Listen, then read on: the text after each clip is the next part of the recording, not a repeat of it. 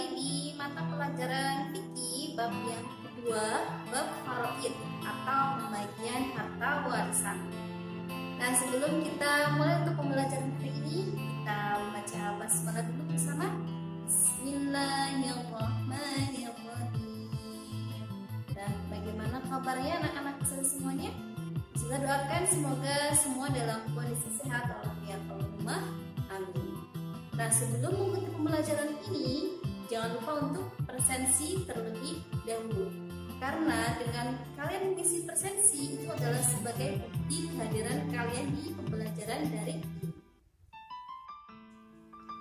Nah, tujuan pembelajaran kita hari ini adalah yang pertama, peserta didik dapat menguraikan sebab-sebab mendapatkan harta warisan. Kemudian dapat menguraikan ahli waris dengan benar.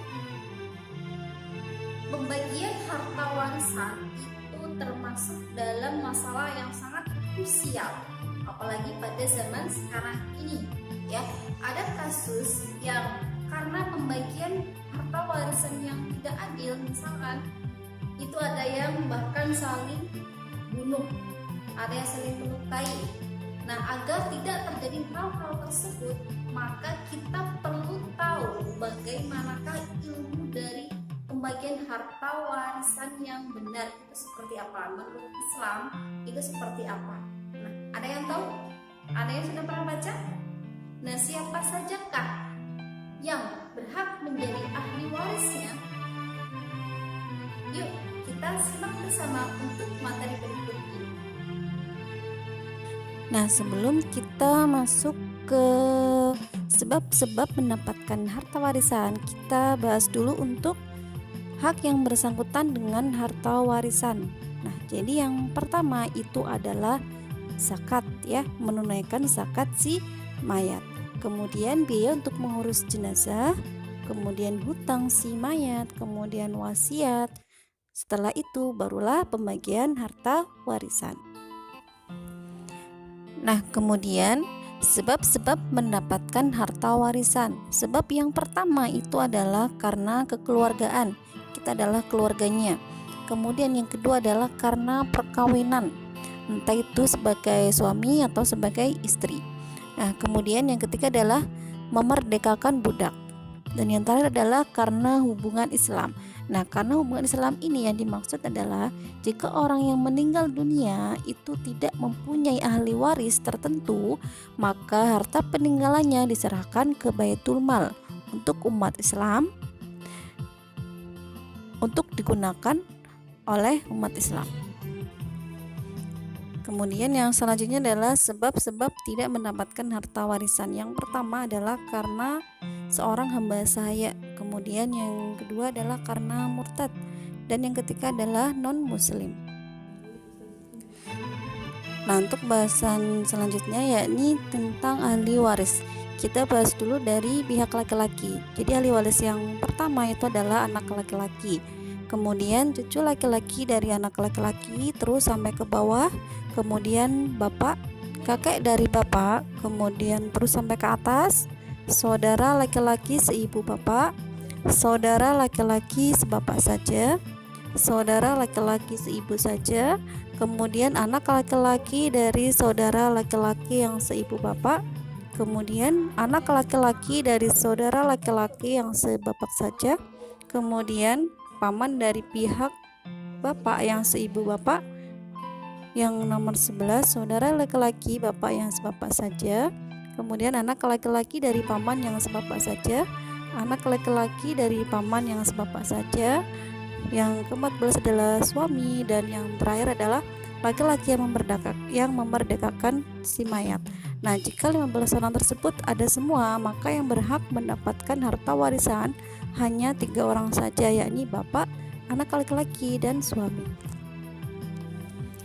Nah, kemudian ahli waris yang dari pihak perempuan itu ada 10 orang.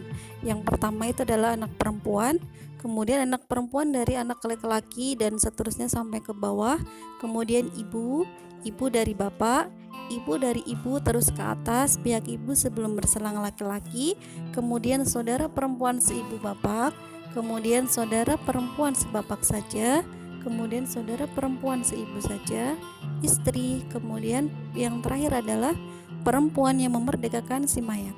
Nah, jika 10 orang tersebut ada semua, maka yang berhak mendapatkan harta warisan hanya 5 orang saja, yaitu istri, anak perempuan dari anak laki-laki, ibu, saudara perempuan seibu bapak.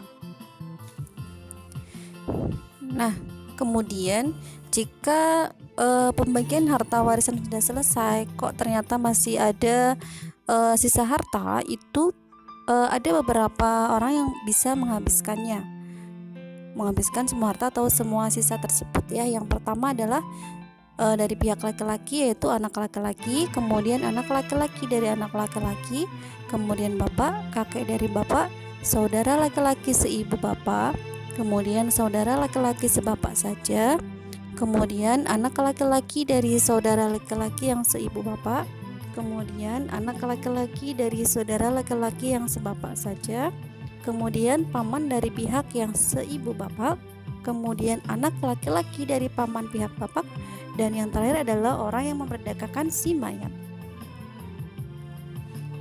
Nah, kemudian yang bisa menghabiskan semua harta atau semua sisa harta tersebut dari pihak perempuan itu ada 4 ya. Yang pertama, anak laki-laki dapat membawa saudaranya yang perempuan. Nah, kemudian anak laki-laki dari anak laki-laki dapat membawa saudaranya yang perempuan. Yang ketiga adalah saudara laki-laki seibu bapak dapat membawa saudaranya yang perempuan. Dan yang terakhir adalah saudara laki-laki sebapak saja dapat membawa saudaranya yang perempuan.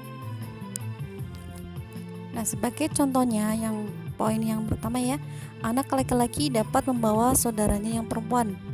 Berarti dari anak laki-laki tersebut itu adalah mempunyai kakak perempuan atau adik perempuan. Nah, adik perempuan atau kakak perempuan tersebut bisa menghabiskan semua harta atau semua sisa dari pembagian harta waris tersebut. Begitu juga dengan poin kedua, 3, dan 4. Nah, itu tadi untuk materi pembagian harta warisan ya. Sebab-sebab mendapatkan harta warisan, kemudian siapa saja yang menjadi ahli waris. Ya, kalian sudah tahu itu. Jadi gunakan ilmu tersebut untuk nanti kalian di masa yang akan datang ya, karena kalian pasti akan menjumpainya, akan bertemu langsung. Jadi kalau misalkan ada pembagian harta warisan kok tidak sesuai dengan ketentuan Islam, nah kalian bisa berpendapat atau mengutarakan pendapat dengan ilmu yang kalian sudah punyai ya. Jadi ahli waris kalau dari pihak laki-laki itu ada 15 orang ya. Nah, kalian yang laki-laki apakah termasuk di dalamnya atau tidak? Kemudian kalau yang perempuan itu ada 10 ya. Jadi kalian yang perempuan itu termasuk di dalamnya atau tidak? Kalau kalian tidak termasuk di dalam ahli waris tersebut, kok tidak mendapat bagiannya, sudah jangan ngeyel ya, karena tidak termasuk dalam ahli waris. Nah, untuk soal evaluasi bisa kalian lihat di link berikut ini ya. Nah, silakan dikerjakan dengan sebaik mungkin agar mendapatkan hasil yang maksimal. Ya, langsung dikerjakan.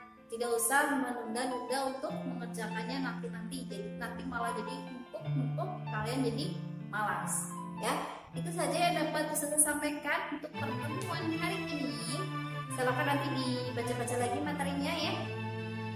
Kemudian tetap semangat dalam belajar, jaga kesehatan kalian, tidak usah begadang ya, makan makanan yang bergizi, tidur yang cukup ya, istirahat yang cukup, tetap patuhi protokol kesehatan yang ada, sering mencuci tangan, kemudian memakai masker dan menjaga jarak, hindari kerumunan ya. Kalau bisa tetap diam di rumah, tidak perlu kemana-mana ya.